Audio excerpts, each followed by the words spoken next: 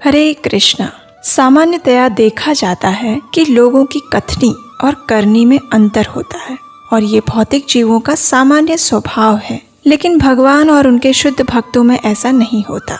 भगवान श्री कृष्ण भगवत गीता के 9वें अध्याय के 22वें श्लोक में कहते हैं, अनन्यश्चिन्तयन्तो मां ये जना पर्युपासते तेषां नित्यभियुक्तानां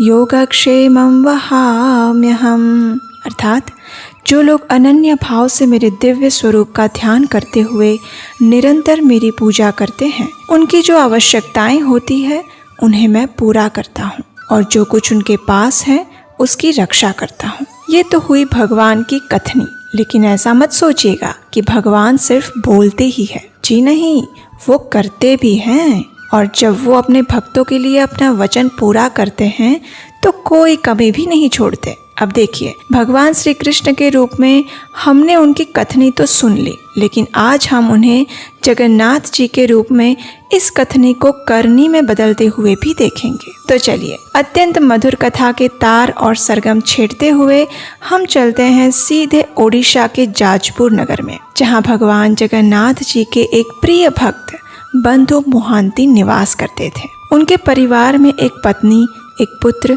और 2 पुत्रियां थी। स्वभाव से वैष्णव गुणों से समृद्ध, लेकिन भौतिक लक्ष्मी से संपूर्ण निर्धन ऐसे बंधु मोहांती भगवान श्री हरि के परम भक्त थे और प्रतिदिन भिक्षा मांग कर जो मिलता उसी से उनके परिवार का जीवन निर्वाह चलता था। अपने गृहस्थ जीवन से वे संपूर्ण अनासक्त थे, क्योंकि इस भौतिक देह और संसार की क्षण भंगुरता से वे अच्छे से परिचित थे। अब एक बार क्या हुआ कि उनके नगर क्षेत्र में भयंकर अकाल पड़ा। चारों ओर भूख और प्यास से लोग मर रहे थे। जब लोगों के खुद के पास पर्याप्त भोजन नहीं था तो ऐसे समय में लोग भिक्षा कैसे दे सकते थे। इसलिए बंधु मोहंती और उनके परिवार को इस कष्ट का सामना करना पड़ा। जब उनकी पत्नी ने देखा कि उनके बच्चे अब भूख के कारण मृत्यु शैया पर लेट चुके हैं तो उनसे ये सहन नहीं हुआ और उन्होंने अपने पति बंधु मोहंती से कहा, हे स्वामी, क्या आपके ऐसे कोई रिश्तेदार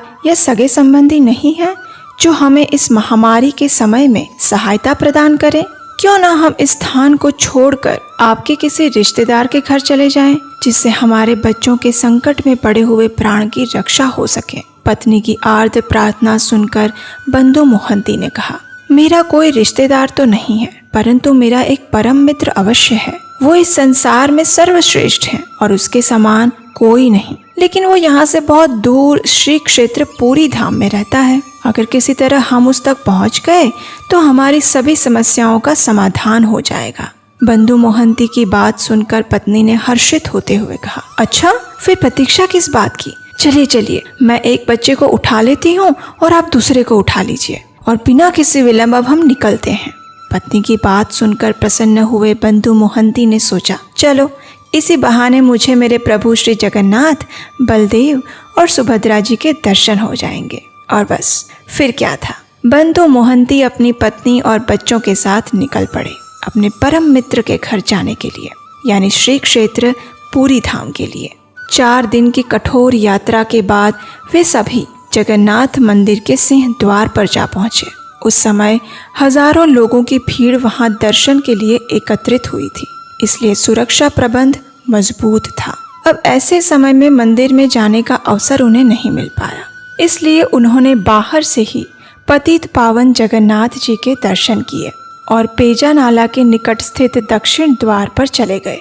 ये वही स्थान है जहाँ मंदिर की रसोई में तैयार किए गए चावलों का मांड एकत्रित होता है और पेजा के नाम से प्रसिद्ध इस प्रवाही को गाय पीती है। बंधु मोहंती ने अपने परिवार वालों से कहा, आज मेरे मित्र के घर में बहुत से अतिथि आए हुए हैं, इसलिए चौकीदार केवल विशेष अतिथि को ही अंदर जाने दे रहे हैं। इसलिए हम सब ऐसा करते हैं कि आज रात इस स्थान पर हम सब इस जगन्नाथ मंदिर की रसोई से निकलने वाले पेजा द्रव्य को पीकर इस स्थान पर रात्रि में विश्राम कर लेते हैं और फिर जब सुबह हो जाएगी तो हम मेरे मित्र के घर पर चलेंगे। उनकी पत्नी और बच्चों ने उनकी बात मान ली। उन्होंने वहां से एक टूटा हुआ कुल्हड़ ढूंढा और मन भरकर चावल का मांड पिया और वहीं पर सो गए। उस रात बंधु मोहंती ने जगन्नाथ जी से प्रार्थना करते हुए कहा, हे जगत के नाथ, आप इस सृष्टि में सभी के पालनहार हैं। क्या हम आपकी सृष्टि से भिन्न हैं? हे प्रभु, हम यहाँ भोजन की कमी के कारण भूख से मर रहे हैं। कृपया हमारी रक्षा करे प्रभु, अन्यथा हम इस शरीर का त्याग कर देंगे। इस प्रकार भगवान का स्मरण करते हुए बंधु मोहंती को नींद आ गई। कुछ समय बाद सभी पुजारी भगवान की संध्याकालीन सेवा पूजा करके अपने अपने घर चले गए। लेकिन हमारे जगन्नाथ जी को नींद कैसे आ सकती थी? और कारण स्पष्ट था। उनका एक परम भक्त अपने परिवार के साथ उनके मंदिर के द्वार पर भूखा जो सो रहा था। भगवान ने सोचा, मेरा मित्र इतनी दूर से ये सोचकर मेरे पास आया था कि मैं ही एकमात्र उसका मित्र हूँ। ऐसे में मैं उसे इस स्थिति में कैसे देख सकता हूँ? नहीं नहीं, ये नहीं हो सकता। ये सोचकर जगत के नाथ भगवान जगन्नाथ तो चल पड़े भंडार गृह में। वहाँ जाकर उन्होंने सुवर्ण का एक थाल उठाया, उसमें सारे पकवान भरे और चल पड़े दक्षिण के द्वार की ओर। वहाँ जाकर उन्होंने आवाज लगाई, अरे बंधु मोहंती, ओ बंधु मोहंती। जब बंधु मोहंती ने आवाज सुनी तो उन्होंने सोचा, ये तो मेरा नाम कोई पुकार रहा है। अरे नहीं नहीं, यहाँ मुझे कौन जानता है जो मुझे बुलाएगा? शायद मेरे नाम का कोई और व्यक्ति होगा, उसे बुला रहा होगा। इस प्रकार उन्होंने कोई ध्यान ही नहीं दिया। तब जगन्नाथ जी ने दोबारा आवाज लगाई, अरे ओ जाजपुर वाले बंधु मोहंती, जरा सुनिए तो, आप पेजा नाला के पास अपने परिवार के साथ रुके हुए हैं। कृपया यहाँ आइए, मैं आपके लिए भोजन लेकर आया हूँ। जब बंधु मोहंती ने ये सुना तो वे उस दिशा में गए और वहाँ जाकर देखा तो भगवान जगन्नाथ एक वृद्ध ब्राह्मण के रूप में भोजन का थाल लेकर खड़े थे। भोजन का थाल देते हुए भगवान ने कहा, कृपया इसका स्वीकार करें और अपने परिवारजनों को भोजन करवाएं। कल प्रातः होते ही मैं आपके लिए सभी व्यवस्था कर दूंगा। बंधु मोहंती ने अत्यंत प्रसन्नता पूर्वक भोजन लिया और अपने परिवार वालों को जगाया और सभी ने भर पेट भोजन प्रसाद ग्रहण किया। उसके बाद बंधु मोहंती सुवर्ण का थाल वापस देने के लिए दक्षिण द्वार पर गए, लेकिन वहाँ कोई वृद्ध ब्राह्मण नहीं थे। बंधु मोहंती ने सोचा, प्रातःकाल होगा और जब सभी पुजारी आएंगे तो उन्हें लौटा दूंगा। ये सोचकर उन्होंने उस थाली को कपड़े में लपेट के रख दिया। अगले दिन प्रातः जब सभी पुजारी भंडार गृह में आए और देखा तो वहाँ से एक सोने का थाल गायब था। स्वर्ण थाली के चुराए जाने की सूचना प्रबंधन समिति को दी गई। अचानक किसी ने दक्षिण द्वार पर देखा तो ये सुवर्ण थाली कपड़े के अंदर चमक रही थी। वहां जाकर देखा तो ये तो बंधु मोहंती के पास पड़ी थी। ये देखकर राजा के सैनिकों को लगा कि बंधु मोहंती ने इस थाली को चुराया है और इसलिए उन्हें बंदी बनाकर निर्दयता से पीटा गया और कारागृह में डाल दिया। बंधु मोहंती और उनकी पत्नी ने राजा के सैनिकों को बहुत समझाया कि किस प्रकार एक वृद्ध ब्राह्मण ने उन्हें भोजन दिया था और वे सुबह उसे लौटाने ही वाले थे, लेकिन किसी ने उनकी एक न सुनी। अब बंधु मोहंती कारागृह में बंद थे और उन्होंने फिर से एक बार अपने परम मित्र भगवान जगन्नाथ जी को पुकारा, हे गोविंद, हे गोपाल, हे दया निधान। हे प्रभु, मैं तो अधमतम प्राणी हूँ, मेरे जैसा कोई पापी नहीं और आप जैसा कोई दयालु नहीं, इसलिए आपको मेरे लिए जो भी उचित लगे वही करें। मैं आपकी शरण में हूँ प्रभु, मैं आपकी शरण में हूँ। अपने भक्त की प्रार्थना सुनकर भगवान से सहन नहीं हुआ और रात्रि होते ही वे तो निकल पड़े राजा के महल में। राजा के स्वप्न में जाकर उन्होंने राजा को डांटते हुए कहा, हे राजा, ध्यान पूर्वक सुनो। क्या तुम्हारे घर पर जब कोई अतिथि आता है तो क्या तुम उन्हें भूखा सुलाते हो? क्या तुम्हारे महल में कोई ऐसा प्राणी है जो भोजन किए बिना सोता है? मेरा परम मित्र अपने परिवार के साथ मेरे आश्रित होकर मेरे पास आया और अगर उसके लिए मैंने भोजन की व्यवस्था की तो मैंने तुम्हारी कौन सी संपत्ति लूट ली? बताना जरा। तुम्हारे सैनिकों ने उसे चोर समझकर बंदी बना लिया और उसे घोर कष्ट दे रहे हैं।